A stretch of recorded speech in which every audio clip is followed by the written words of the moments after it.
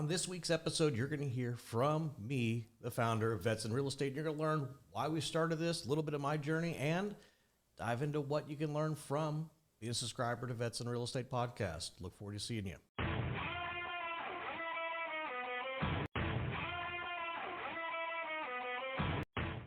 All right, and welcome to the very first episode of the Vets in Real Estate podcast. My name is Will Curtis. I will be your host, and as we go through each of our interviews, you'll see my face asking a lot of questions. Now, you may wonder or be even curious, what is Vets in Real Estate podcast? And ultimately, this has been a long-time passion project of mine that really needs to start with my journey out of the military and into real estate.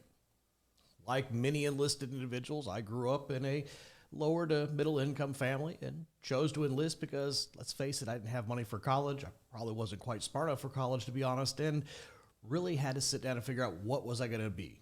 Where I grew up, there really wasn't a whole lot of jobs, and the Army sounded like a great opportunity for me. And ultimately, I wanted to be a fighter pilot since I was ever a kid, so I figured the Apache helicopter is the closest thing that I could fly without a degree. So I enlisted in the Army. Chose to be a 15 Yankee, an armament, munitions, and electronics specialist on the Apache, and figured I'd learn the most and I'd be a shoe-in for that career. Now, don't get me wrong, I loved what I did in the military. I had a blast, but as many of us know, that military lifestyle can be just a little bit tough and a little bit difficult. And you know, I think many of us may have left the service or got those same frustrations. And for me, honestly, when they changed the way the Montgomery GI Bill changed to the post 9/11, it's like, wait a minute, I'm piecing together the degree here. I probably could do just a little bit more. And you know what? That was kind of my plan, but I got to roll back just a little bit. Here I am as a young E3 PFC going on my very first deployment. We've got our command financial specialist who, you know, generally is the folks that are out there teaching the soldiers or the service members how to balance their checkbook, not to go buy a Ford Mustang at 43% interest rate, those kind of things. And to be fair, this individual turned around and he was giving us a class on kind of retirement prep and planning. And I was like, you know what? I'm now making more money than I've ever made before. I probably need to go through and think this through. So that's what I did. Me and my battle buddy, we went and sat through the class. And he basically walked through what the Rich Dad, Poor Dad book had said. For his story, he had turned around and got his re-enlistment bonus of like $10,000, turned around and threw it in penny stocks because he thought he was going to be rich, got deployed to Kosovo. Was there in Kosovo for 6-9 months. I forget exactly how long he said he was in there, but he was there for a little while, came back, and that $10,000 bonus turned into something like $200,000. And he was like, oh, crap. I probably need to do something with this money. And it turns out on his way home, he was reading the book Rich Dad, Poor Dad. So he went through and started talking about how he, as an E6 with 20 plus years in the Army, was making way more than he was as an E6 in the Army. His real estate investments were really making him that much more money. Now, as a lowly PFC, making all of like $1,753 a month, the idea of making a lot of money sounded great to me. So at that point, I said, you know what, maybe I need to start becoming a house flipper. Now, mind you, this is my third year to my 6-year contract, so I had a little bit of time. Now, as I started looking at some of the house flippers and those kind of folks out there, I realized, you know what, a lot of them don't have a lot of sophisticated models. There's not a lot of thought behind what they're doing. They're going out there, they're just hoping to make a deal. They're trying to get as creative as they can to go from there. And in hindsight, that's exactly what it takes to be successful there. But in my mind, I needed to be the smartest house flipper there was, and being smart meant I was going to be successful. So I had basically said at that point, I was going to work on my degree. If I could finish my degree while I was in service, I was then going to start investing.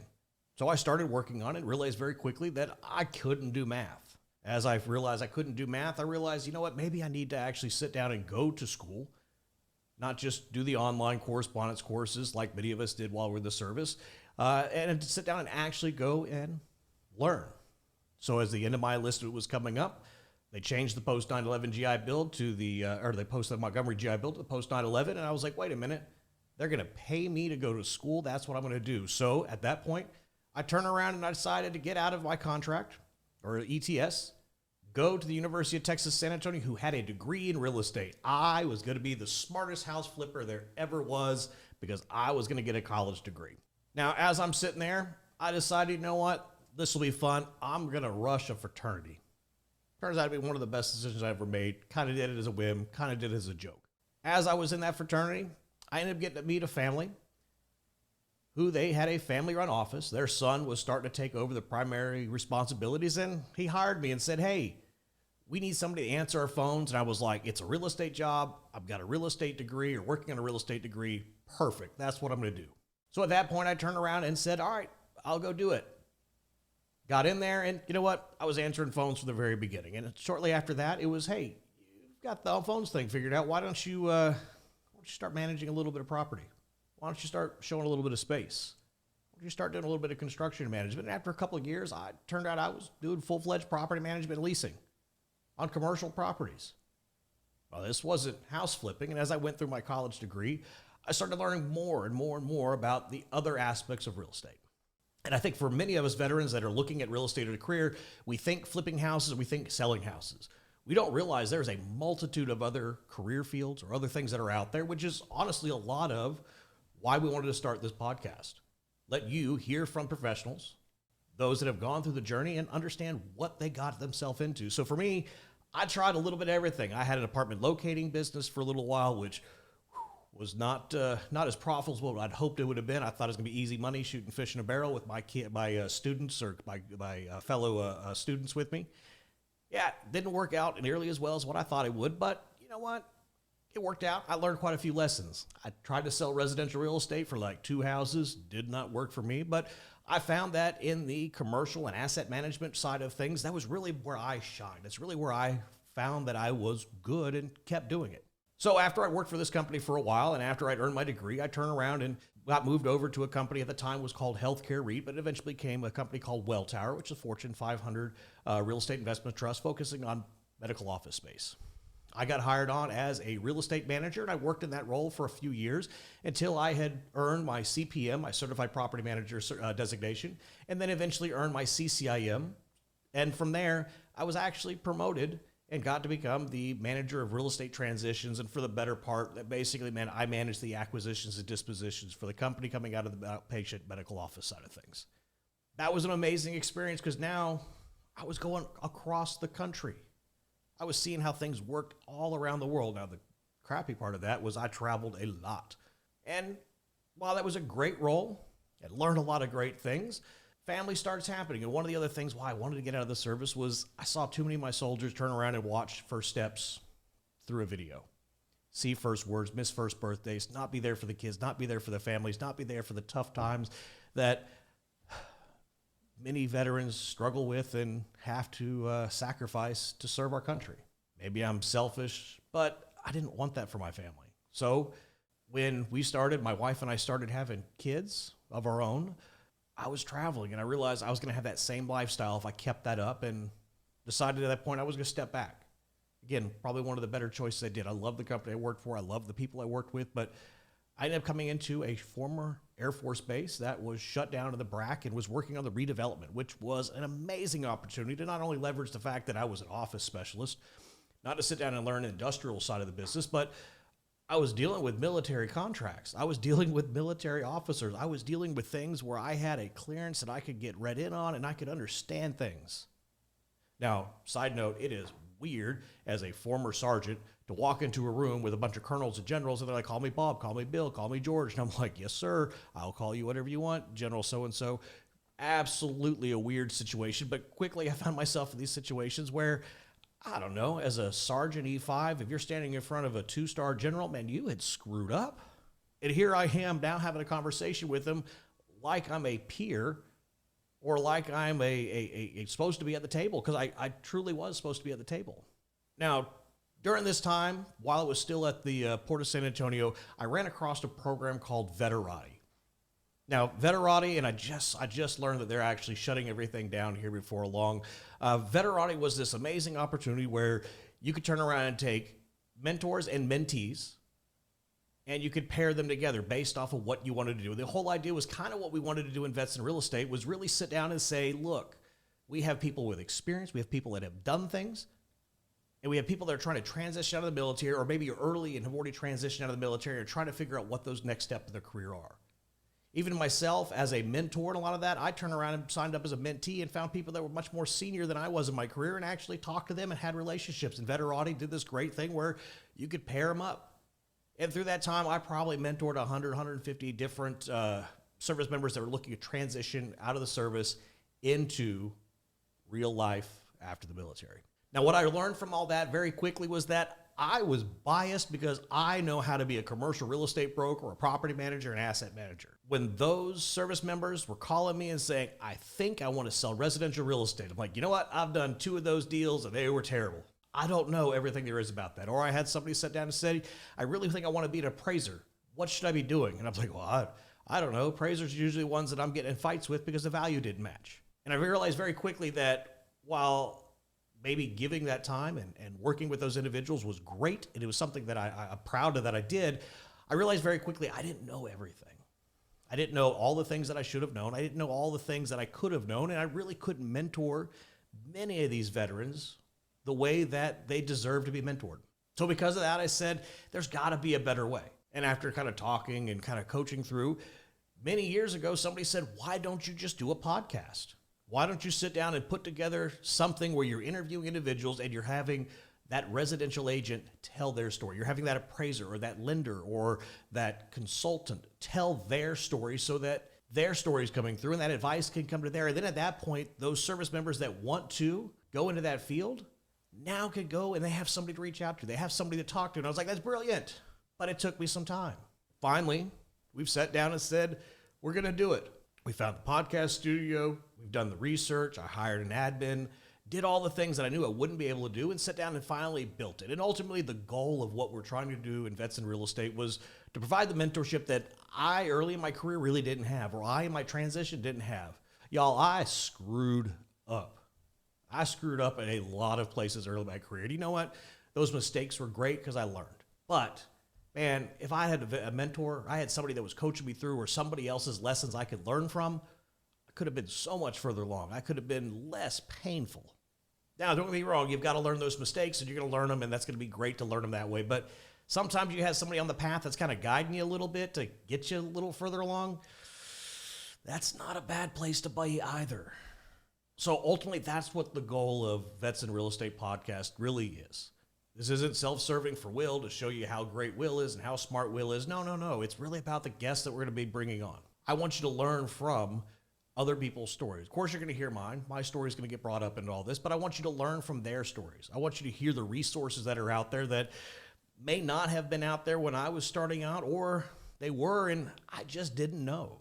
We want to give a platform so that if you are looking to transition out of your service in the military and you want to look at a career in real estate, we want to give you those options. We want you to understand that it's not just about selling houses, and selling houses can be a great career. Don't think I'm knocking the residential folks whatsoever. That is a great career, and many folks will end up in that side of the business.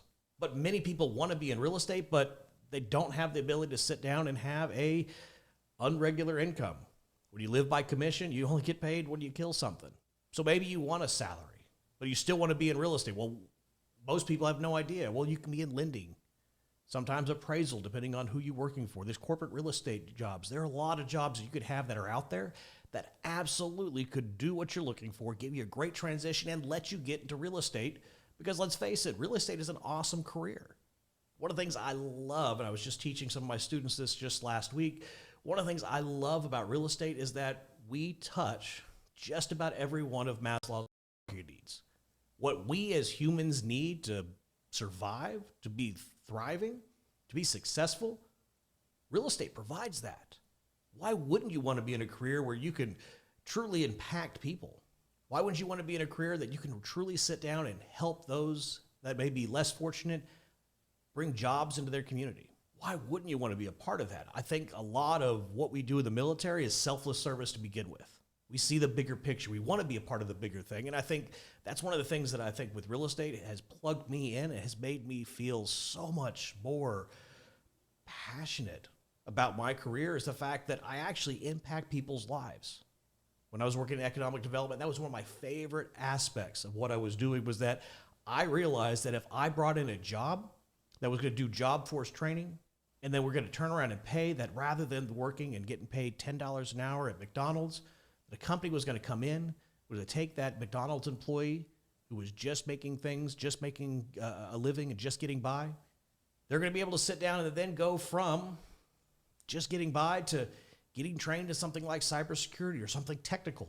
And then from there, they're going to turn around and start making $30, $40 an hour, $50 an hour. They could be making $70, $80, $90,000 a year off the jobs and what I was doing. What an amazing opportunity. But yet, many of us in real estate don't think about it, or you don't think about those impacts. So ultimately, that's what this podcast is really going to be about, to help those that are trying to get into real estate understand where they're going to fit, for them to understand their why, for them to really dive in and really gain the knowledge outside of just providing for their family, but to really sit down and do what's going to impact the world. I think we can have that impact with a podcast like this, telling those stories and motivating and giving a community to where veterans can come together and work together. There are other communities out there. I don't deny that.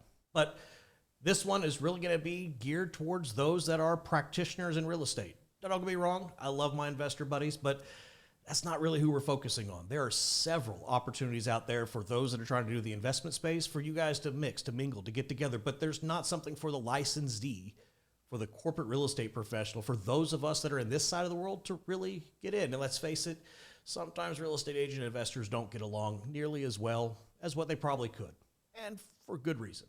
But this is an opportunity for us to grow together. This is an opportunity for us to build a community together and honestly make this community what we are. I may be hosting, I may be paying for everything, but really this is what we're here to do, is help build those veterans coming out of the military into impactful careers inside of real estate, and then for us to be able to pass that back on. And many of my guests that have signed on are exactly excited about just that, reaching out and helping coach and mentor that next generation that's coming through.